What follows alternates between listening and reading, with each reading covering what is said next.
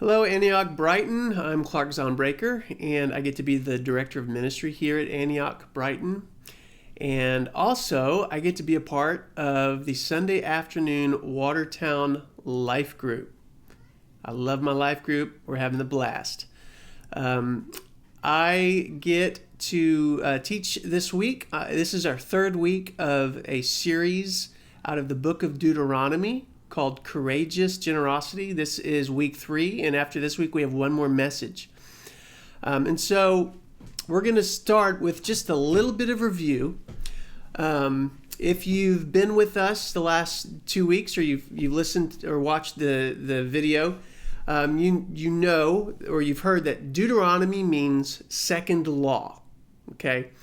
Now, it was important that this new generation of Israelites, these are the adult children of the adults who are their parents, who were led out of slavery from Egypt. They were delivered. And it was really important that this new generation of Israelites knew the law, that they knew the covenant, they knew the arrangements around their relationship with God. It was important that they understood their history. Their ability to grasp these things would set them up for success in the new land that God was bringing them to, as well as enable them to fulfill the purpose that God had for them. And so God was about to establish them in a land that they could call home. And this land was incredibly resourced. And it was essential that once they had arrived to this new land, and once they had settled in to the abundance and all of God's provision, that they didn't become proud at that time and forget the Lord, their God, who rescued them from slavery in the land of Egypt. That's a verse right out of Deuteronomy 8. Now, if they didn't remember that God was the source of their provision, not themselves, then, as we saw last week, things would go poorly for them. They would end up forgetting God and distancing themselves from God. They would end up distancing themselves from his covenant that he'd made with him, and committing atrocities, and end up being on the wrong side of God's love and his justice. And so throughout Israel's history at that time, God had demonstrated his own courageous generosity towards them. He had delivered them from a cruel life of slavery, and he had done it solely out of his own mercy to deliver them. It was not because they were deserving or due to any merit of their own. He led them out of slavery because of his own mercy. He protected them. He provided for them in the wilderness. And he was providing a land to be their very own, a land that was full of resource. And it was God's desire that Israel's society would in turn be would bear a reflection of his own courageous generosity. And therefore, God created for Israel a pretty intricate system of what we'll call a system of courageous generosity. And that's what we're going to look at today. And so this system of courageous generosity that God provided for Israel, it involved 3 tithes, okay? A tithe, that just means 10%. So in addition to these tithes, their system of courageous generosity also included some basic practices of courageous generosity. Now, obviously, there were a couple of very practical purposes for this system of courageous generosity that God gave Israel. There were those in their community, the priests and the Levites, who gave themselves fully to the care and operation of the tabernacle.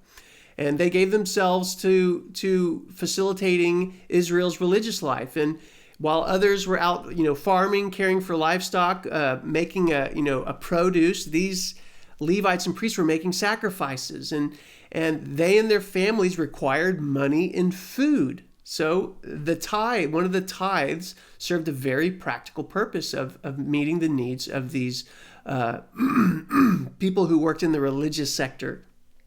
So also, there were poor people who, due to circumstances, they were unable to make a living, and they were exceptionally vulnerable, and they required the care and provision of the community. It was a very practical purpose that this system of courageous generosity had. However, there was another purpose that this system of courageous generosity served. It was an underlying purpose that was more of a spiritual nature than a practical one. So look with me at Deuteronomy chapter 15, 12 through 15. And as you're turning there, I'm going to explain a little something about how Israel's society worked at that time. To give us some context to understand this passage. So in that day, they had hired workers just like we do today. So I'll hire you to do a certain job, and I'll pay you the amount that we agree upon once you complete the job or once you work for the day, whatever, I give you your paycheck. But in addition to hired workers, there was also these servants, or sometimes the Bible calls them slaves. Now, it's a very different type of slavery than what we think of when we hear the word slavery. And so in this case, it was kind of a social welfare. Basically, it would be like me coming to one of you and saying, "Hey, I just declared bankruptcy. I'm in dire straits. I can't even provide for myself right now. I will sell myself into your service. You pay me, and I'm going to live at your house. I am going to work for you. You don't have to pay me hourly wages. You just take care of me like you would, take care of your own property. You feed me, you take care of me, and I basically belong to you. I'm in that dire of a situation that's what I need right now. I need someone to assume responsibility of my life, basically. And so now, every 7 years in Israel, in the Israel calendar, every seventh year was called the sabbatical year. And there are a number of things that God instructed Israel to do. And one of those things was to release every servant or slave from the commitment they had made to their employer or overseer. I'm not sure what they called that person. In this passage we're about to read, it instructs the employer, the master of the servant, how they are to treat this person when he's released. And here's what it says, verse 12. If a fellow Hebrew sells himself or herself to be your servant and serves you for 6 years, in the 7th year you must set the servant free. When you release a male servant, do not send him away empty-handed. Give him a generous farewell gift from your flock, your threshing floor, and your winepress. Share with him some of the bounty with which the Lord your God has blessed you. Now that's great, right? Like that's incredibly generous, a generous severance package. Now it doesn't say anything about, this severance package being contingent on whether it was a good servant or a bad servant. This is courageous generosity in action, and it meets a practical need in the servant's life as they go out from leave this agreement of being cared for. But there's something else that's going on, and we see it if we keep reading. Verse 15 says, "Remember that you were once slaves in the land of Egypt, and the Lord your God redeemed you. That is why I am giving you this command." This is this underlying thing, this other reason why God provided Israel with the system of courageous generosity. And it was so that they would remember that you were once slaves in the land of Egypt, and remember that the Lord your God redeemed you. Remember what God has done for you. So that's the important word, remember. In Deuteronomy 8, we saw that what Israel was not supposed to do in the land was forget.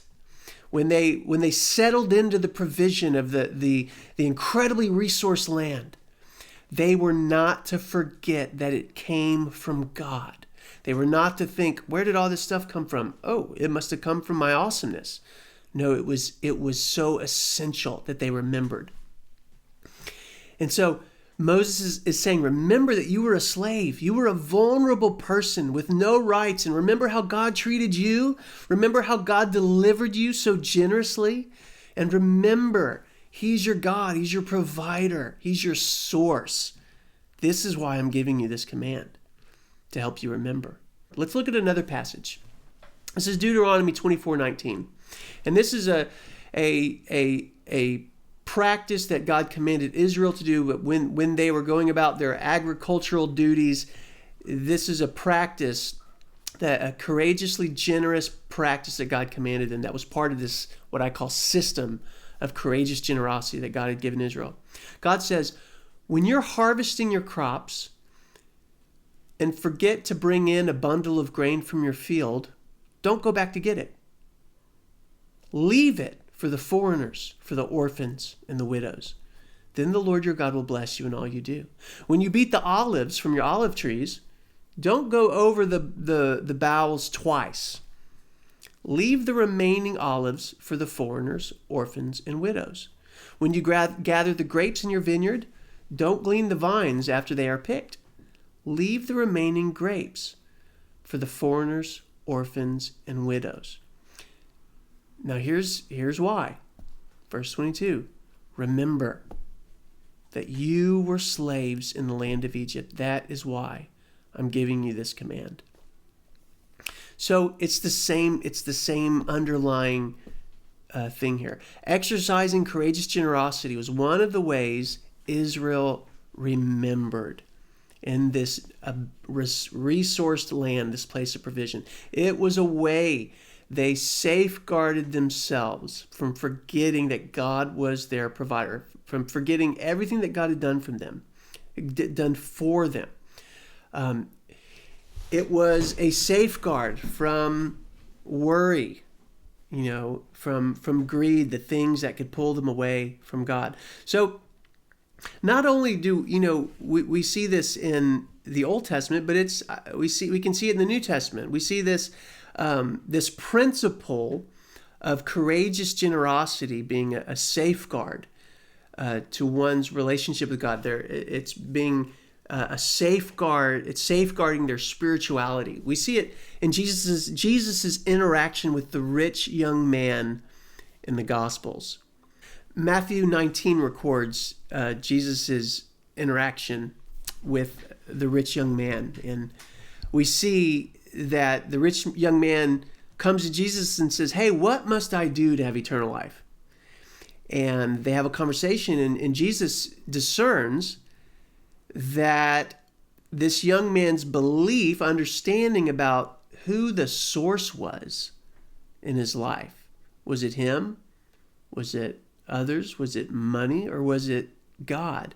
Jesus discerned that it was his understanding of who the source was a little off, or a lot off, and that it was going to take an act of courageous generosity for this young man to get his heart free and where it needed to be in order to experience eternal life.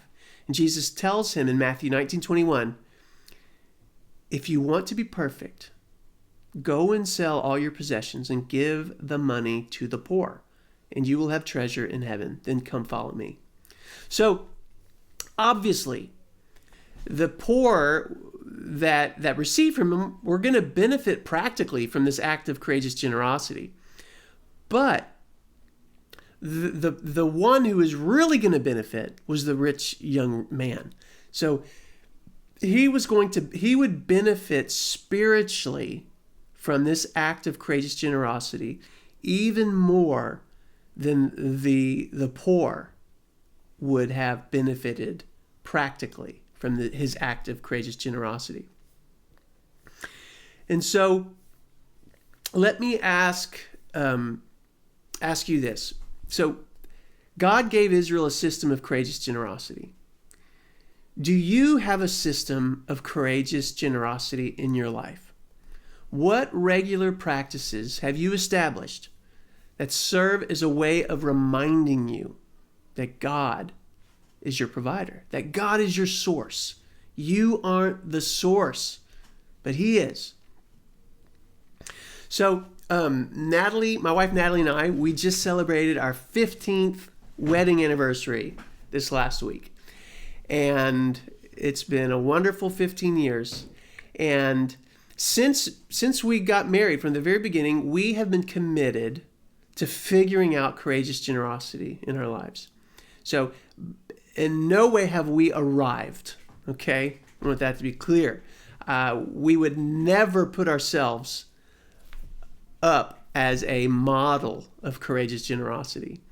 We haven't always done it well, but it's something that we've been committed to for years. It's the target that we've consistently aimed at. And undoubtedly, there are many who are listening to this message who have probably done it better than we have. Now, I bring this up to qualify this next statement. So, Natalie and I, we've committed ourselves to giving a bare minimum of a tithe, 10%, to the ministry and mission of whatever local church we've been a part of since we've been married, which is really only two churches, the one in Austin and then this one, Antioch Brighton. And we do it because we understand the practical need of the local church that exists in order to move forward and to do the mission, fulfill the mission and the ministry that God's called the church to do. So we've committed ourselves beyond the tithe to the church to support domestic and overseas kingdom workers because we understand their practical needs and we like to give to those practical needs. We've given to the vulnerable and the needy because we see that and we're aware of the practical need. However, I'll tell you a secret that as I say it even feels a bit shameful. But there is a much bigger reason, honestly, that we are committed to courageous generosity beyond just the practical needs that it meets. I am much more aware of the spiritual need that I have to give. Okay? So, for one, similar to Israel, being committed to a system, regular, courageous generosity, it safeguards my relationship with God. It is a constant offensive against the greed and the worry that we talked about last week, that is at war with my soul, with each of our souls. Greed and worry does not take a day off in our society. It is consistently waging war and trying to allure our hearts. Matter of fact, when Natalie and I, a number of times in our marriage, when we've kind of given in to that belief that we are the source and it's all up to us to make it happen and provide for ourselves instead of thinking it's God, and we've incidentally struggled with worry about finances, it's when that happens, it's a sign to us that it's time for us to do something courageously generous. It is time for us to give some money away. And often that's the only way that we're going to be able to break free from that worry, break free from that greed, break free from that incorrect mindset that we are the source. And also, it's just kind of a nice way to give the enemy a black eye. It's like, okay, you're going to harass me with worry, and here's what we're going to do. We're going to do something courageously generous. So not only does it safeguard me from forgetting who the source is, but courageous, generous giving to things that are aligned with God's interests, ministry and mission of the local church, care of the vulnerable. When I do these things, I'm investing in the places where His heart is invested. And the result is a deeper intimacy with and connection to Him. So, if you haven't begun your adventure of courageous generosity yet, and you are a follower of Jesus, I encourage you to start today. So I disdain hype and empty promises, okay? That's not my deal. But I can almost 100% guarantee that if you have not begun your journey in courageous generosity, you are missing out in your walk with the Lord. So maybe you've started your journey, and what you need to do is evaluate where you are in it. Are you where you want to be? Are you where you've set out to be? Are you the last time you prayed or considered this? Are you still walking in that? Have you walked according to the system of courageous generosity that you've already prayerfully established in your life? And here's why I so value having a system of courageous generosity. And that's because I am aware I am so prone to drift. And I grew up on an island, and I spent a lot of time at the beach. And I've had the experience 100 times where I thought I was, generally just right in front of where I had set up all my stuff. But what I didn't realize is that there's a strong current. And then I look, and it turns out I've drifted about 100 yards from where I had started. And it's like, whoa, I better keep an eye on where I am. So